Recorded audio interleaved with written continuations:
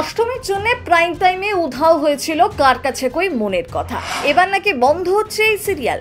শিমুলকে আর দেখা যাবে না। ভাইকে শাস্তি দিতে মুখোশ খুলেছিল পরাগ, কিন্তু তাতেও কোনো লাভ হলো না। টিআরপি কম বলে কি এই সিদ্ধান্ত? আসলে কি হয়েছে শুনুন।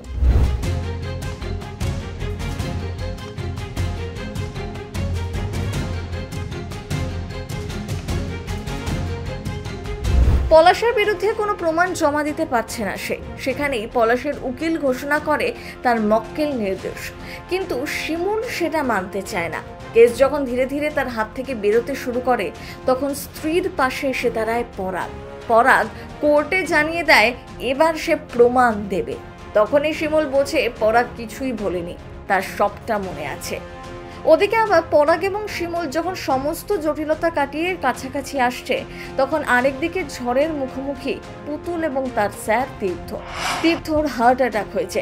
চিকিৎসার জন্য 10 লক্ষ টাকা লাগবে। সে নিয়ে চিন্তায় দিশেহারা অবস্থা পরাগ শিমুলের। একই সঙ্গে বরের জন্য এই একই অবস্থা তখন পুতুলেরও, কিন্তু পুতুল বেপাত্তা।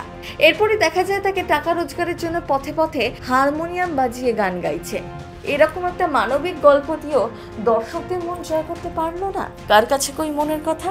কারণ টেলিপাড়ার অন্দরের খবর, এই সিরিয়ালটা নাকি শীঘ্রই শেষ হতে চলেছে। তাহলে কি পলাশ আর প্রতীক্ষার সাথে শিমুলেরও ভাব হয়ে যাবে, নাকি সংসার ছেড়ে চলে যাবে শিমুল? শাশুড়ি মা তার ভুল এবার বুঝবে? পরাগ শিমুলকে নিয়ে নতুন করে সংসারও করতে পারে। গল্পের শেষ যে কিভাবে হতে চলেছে তা নিয়ে চলছে নানা জল্পনা। এপ্রিল মাসের মাঝামাঝি নাগাদ 10ম স্থানে জায়গা করেছিল। বহুবার প্রথম হয়েছে কার কাছে কই মনের কথা। এর আগে সিদ্ধিতে বিষ মিশিয়ে শিমুলকে শাস্তি দেওয়ার ভাবনাও ছিল পরাগে। আর শেষ পর্যন্ত সেই প্ল্যানে শিমুলের জীবনের কি পরিণতি হতে পারে সেই নিয়ে এই ধারাবাহিকের দর্শকদের মধ্যে টান উত্তেজনা ছিল। শিমুলের জীবন মরণ লড়াই প্রথম স্থান দখল করতে সাহায্য করেছিল কার কাছে কই মনের কথাকে। এবার সেই সিরিয়ালই নাকি বন্ধের মুখে। তবে আগামী দিনে কি হয় তা তো বলবে সময়। কার কাছে কই মনের কথা ধারাবাহিকটি এতদিন সন্ধ্যে 6:30 থেকেই সম্প্রচারিত হতো, কিন্তু গত কয়েক সপ্তাহ ধরে সময় বদলেছে এই সিরিয়ালের।